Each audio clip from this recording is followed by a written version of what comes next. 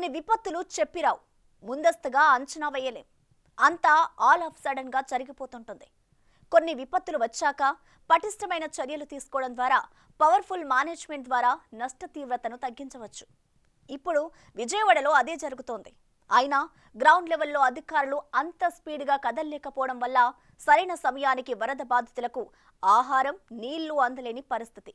దీనిపై సీఎం చంద్రబాబు ఇప్పటికే తీవ్ర ఆగ్రహం కూడా వ్యక్తం చేశారు.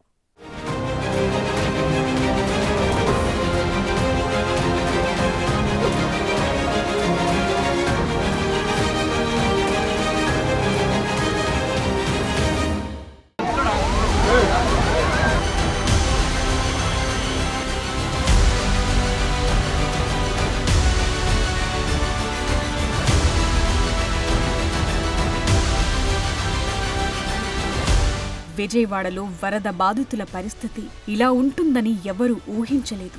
ఎంత వరదొచ్చినా పక్కనే కృష్ణానదుంది. వరదనంతటినీ తనలో కలిపేసుకుంటుంది, డోకాలేదు అనుకున్న వారికి బుడమేరు చుక్కలు చూపించింది. ఇప్పుడు బుడమేరు చుట్టుపక్కల కాలనీల్లో పరిస్థితి ఎలా ఉందంటే, ఆహారం కోసం ఎటు చూసినా వరద బాధితులు పరుగులు పెడుతున్నారు. దొరికిన వాళ్లకు దొరుకుతోంది, దొరకని వాళ్లు పస్తులుంటున్నారు. ఇక పిల్లలు, బాలింతలు, వృద్ధుల పరిస్థితి చెప్పక్కర్లేదు. ఫుడ్ ప్యాకెట్స్ అందిస్తున్న చోటికి పిల్లలు, మహిళలు, వృద్ధులు వెళ్లలేకపోతున్నారు. ఇక జేసీబీలు, బోట్లు వెళ్లలేని చోటికి భారీ డ్రోన్ల ద్వారా ఫుడ్ సప్లై చేస్తున్నారు. చాలా చోట్లకు బోట్లు కూడా వెళ్లటం లేదు. బెజవాడలో ప్రస్తుత పరిస్థితి ఇది.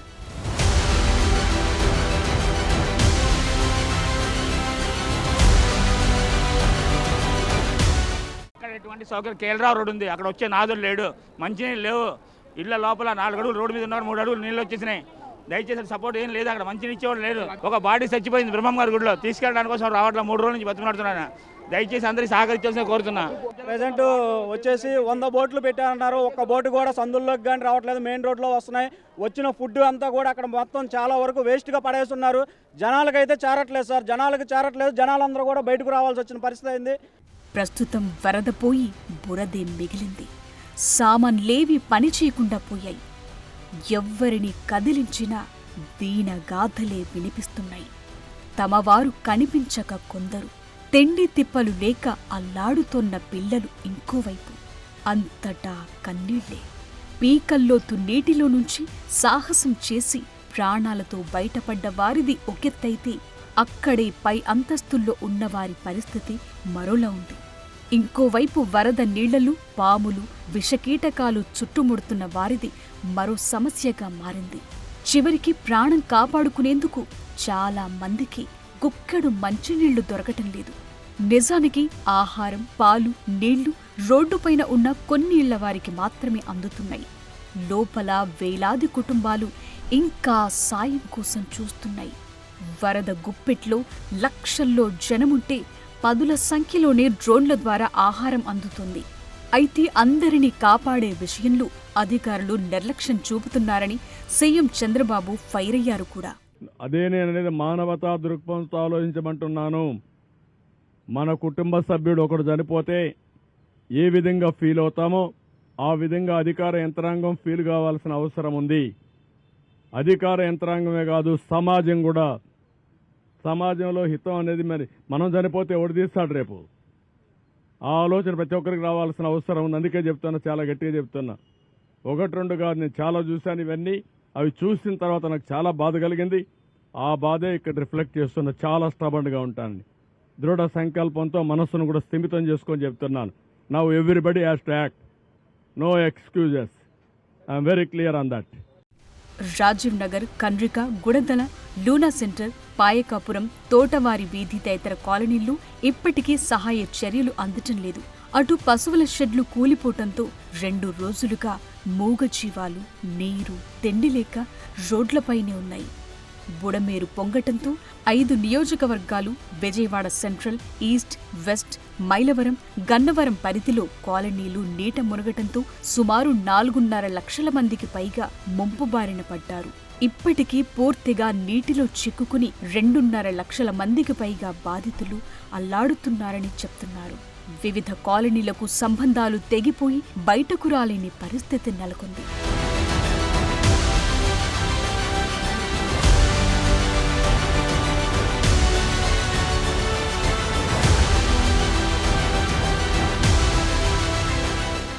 ఎవరు రావట్లేదండి. ఏ విధమైనటువంటి చోట్ల హెలికాప్టర్లు తిరగడం తప్పితే ఏ విధమైన సహాయం మాకు అందలేదు. కనీసం మంచినీళ్ళు కూడా అందలేదండి.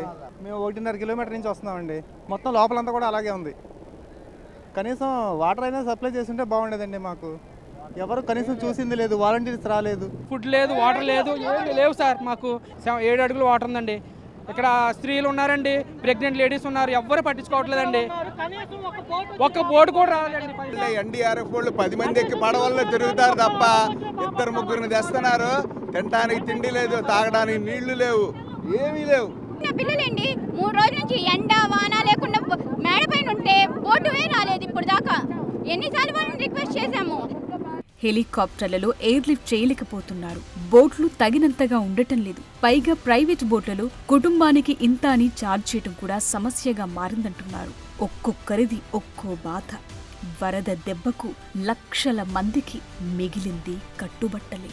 2005లో బుడమేరు ముంపుకు శాశ్వత పరిష్కారం చూపకుంటే కృష్ణా జిల్లాకు శాశ్వత ముంపు పొంచి ఉంటుందని అప్పట్లోనే ఆందోళనలు జరిగాయి. దీంతో పోలవరం ప్రాజెక్టులో భాగంగా 2007-8లో పోలవరం కుడికాల్వలోకి బుడమేరు ప్రవాహాన్ని మళ్లించారు. అయితే ఈ నీరు కృష్ణానదిలో చేరాలంటే కృష్ణా ఎగువ నుండి వరద కొనసాగినప్పుడు అందులో ఈ జలాలు చేరే అవకాశం లేదు.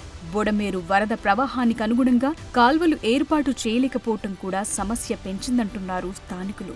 తాజా భయానక ఘటనలు గుర్తు చేసుకుని ఉలిక్కి పడుతున్నారు. అంతకుముందు అసలు వానే లేదు, వరద లేదు. ఏ కాసిన కూసిన వచ్చినా వెళ్ళిపోతుండే, మాకు ఇబ్బంది ఉండేది కాదు. ఊరు మొత్తం మునిగిపోయింది, పొలాలన్నీ మేటలు పెట్టేసినాయి. బొడ్లు మనుషులు అల్లాడిపోయాం ఇళ్లలోనే. పైన ఉన్న చెరువులు మొత్తం తెగిపోయి ఎగువ ప్రాంతంలో వర్ష ప్రాంతం ఎక్కువగా ఉంది. దానివల్ల ఇబ్బంది బాగా వచ్చింది. ఇళ్లలోకి నీళ్ళు వచ్చేసి ఇల్లు కూడా ఖాళీ చేసేసి 2nd ఫ్లోర్ ఎవరికన్నా ఉందేమో అని చెప్పి పిల్లల్ని వేసుకొని వెళ్ళిపోయాం మేమంతా. తర్వాత ఇవాళ వచ్చి చూస్తే ఈ బుడమేరు వాగు పొంగి పొలాల్లో మొత్తం ఇసుక దెబ్బలో వేసింది. చూసినా వాటరే, ఎటు బయటికి వెళ్ళే పరిస్థితి కూడా లేదు. ఎవరికాళ్ళ ప్రాణాలు చేతితో పట్టుకొని గుక్క తిప్పుకోలేక 2 రోజుల పాటు ఈ నీళ్లలో అస్తవ్యస్తం అయిపోయారు. ఆపరేషన్ కొల్లేరు 20 ఏళ్ల క్రితం ప్రారంభించారు. అయితే కొల్లేరు దగ్గర 1000 ఎకరాల్లో చేపలు, రొయ్యల చెరువులున్నాయి. దీంతో ఆపరేషన్ కొల్లేరు పక్కదారి పట్టింది. ఈ నేపథ్యంలోనే బుడమేరుకు కూడా శాపంగా మారింది.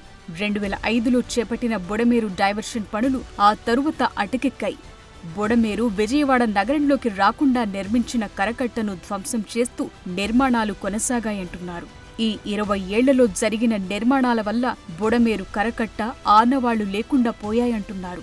ఇటు బుడమేరు ఆక్రమణలు, అటు కొల్లేరు ఆక్రమణలు క్లియర్ అయితే తప్ప ఈ రకమైన ముంపు నుంచి విజయవాడ బయటపడే ఛాన్స్ ఏదీ లేదంటున్నారు నిపుణులు.